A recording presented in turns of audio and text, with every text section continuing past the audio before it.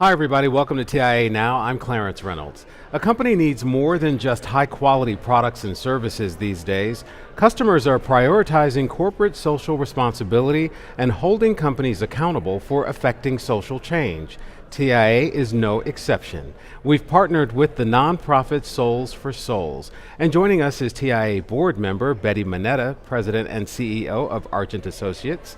Souls for Souls President and CEO, Buddy Teester. Morning. And TIA CEO, Wes Johnston. Welcome to all of you, and thank you for being here. Buddy, I want to start with you. First of all, tell us about Souls for Souls.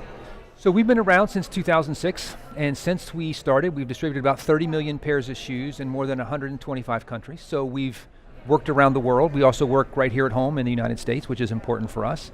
And we do two things with the shoes and clothes we collect. The new shoes, for the most part, we distribute for free to people in need, both in the short term, that might be after a natural disaster or just because they need some help. And then all of the used shoes, and some new if we get permission, we sell to people in the developing world as a way to help them create a job so they can get out of poverty for the long term. And you talked about getting out of poverty. There's a layer of all kinds of things that go on to help people rise out of poverty, not just getting them shoes. Absolutely, Clarence. I mean, we have to be really clear, we have a small part to play. I mean, there are all kinds of things that needs to happen, from institutional things like can people trust the law and the police. That's not our fight. But often a pair of shoes to go to school or to get a job or a way to earn an income is what will allow people to get to that next level. They're still poor, and we have to be clear about that. But the difference between living on $1.50 a day and $5 a day is dramatic. And so we're really finding people who want to make that effort, because it takes a lot of work to sell shoes. It's being a business for yourself. But they can then very quickly turn that into housing and food and education that has a long-term impact. But it's only one part of the puzzle. And Betty, what is fueling the corporate social responsibility movement? Well, you know, Clarence, I don't think it's something new. We've always had corporate social responsibility. I remember in corporate America, we've always did different things, whether it's going to a hospital, whether it's working with children, whether it's doing humanitarian things or cleaning the environment. I think we always had. I think what's the shift now is, what are some of the things that people are looking to do? So, for example, doing what Souls for Souls does, and supporting organizations like that to us is very important, considering the number of homeless people that we have in the U.S. And looking at our veterans that are homeless. So I think there's a lot of things happening that really is changing the way we look at things. But I don't think it's new. But I am so happy that TIA is doing the same thing, because it is something that we can all rally around and something that we're all very passionate about. I think, Chris, if I could just add a little bit to that, is I think it used to be a top-down thing. Right. It came from the C-suite to, we're going to do this sort of stuff, and now it's the bottom up. And so if you're not doing things that your employees can be involved in, see and touch, they are knocking on the door saying, what do you mean? So we have shoe donors who came because the employees said, we got to stop throwing this stuff in the trash. This was not a financial, it was bottom up, and I think that's a big change. And I think also because the millennials are very passionate about that, and with the rise of millennials in corporate America and really starting their own businesses, you're seeing the same approach, and so you're spot on. It used to be top down, now it's really bottom up and top down too, because some places their CEOs and the whole C-suite is very passionate about it. Maybe more on the environmental, but certainly you're right on. But it really is an employee expectation now. I mean, when we take a look at our engagement with aspiring employees, the existing employee base, they want to know that the environment in which they're working is committed to something other than the work. Right. We call it TIA Cares, and it began, of course, with the hurricane relief.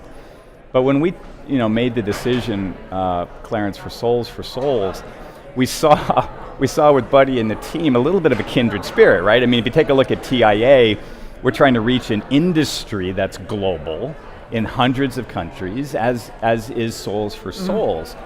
But we very much believe it lines up well with, you have a sort of an employee value proposition. Why should you work here? Yeah. And it needs to line up with your membership value proposition. That's right. Why should you be a member here? And how can we align these two things? And Souls for Souls is a perfect fit that way. I agree. I So, agree. Buddy, how can anybody who's watching either connect with Souls to Souls or donate to Souls to Souls? So the best place to start is the website. Whether you have one pair of shoes that you want to donate or 1,000, you can put in your zip code and it'll tell you the closest place to drop off shoes. And we're trying to make that easier and easier. But I think the most important thing, what Wes and Betty both said, is it's to take that first step and say, I'm going to look at my closet and realize there's things I don't wear, don't use, that have real value. And I think once it starts there, it's really easy to find a place to drop them off, whether Zappos, you can print off a label and send it. So there are lots of ways to do it, but the first step is to look in your closet and think, this isn't trash, this is literally treasure for somebody else, and I need to get it out of here and put it to a higher use. So that's this first step, and the website's the best place to begin. Yeah, and I think one of the things, Wes, that we were talking about is how do we get our members, at least our board, start with our board, how do we get engaged so when we go to these board meetings, we're actually coming together and saying, hey, this time let's all bring it, bring something together. And yesterday we were talking about that at lunch, how do you start breaking the ice and doing things that is going to make an impact and make a difference. So I know that we're going to be doing that, and we're doing it today in my company. We've supported Souls for Souls, and I mean that's Thank how you. I found out about it. Having lunch one day, and we bought a table, and the person, the young gentleman that was there, that was talking about how it changed his life, really made a big impression on all of us, and so I was delighted. And when I heard TIA was considered, I was like, oh yeah, I know Souls for Souls. Let's do it. Well, there's it's so great. many ways you can engage, right? We talk often about how do we engage with the members, and one of the ways you engage with the members is through community.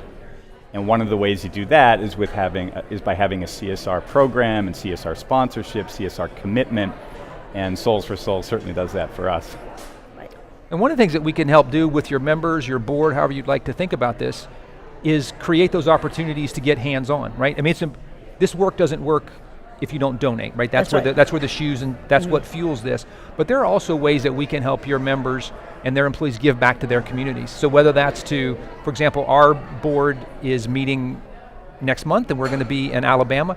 The board is going to have a hands-on chance to distribute shoes to kids. We could create those same kind of opportunities so that it's not just one way, but that there's something coming back to those communities as well. Yeah, I like that, because I was just thinking, I belong to several organizations, and it would be great that we can extend it beyond just TIA, but also looking how can we support you in a way where we can become a collection center, right? Yeah.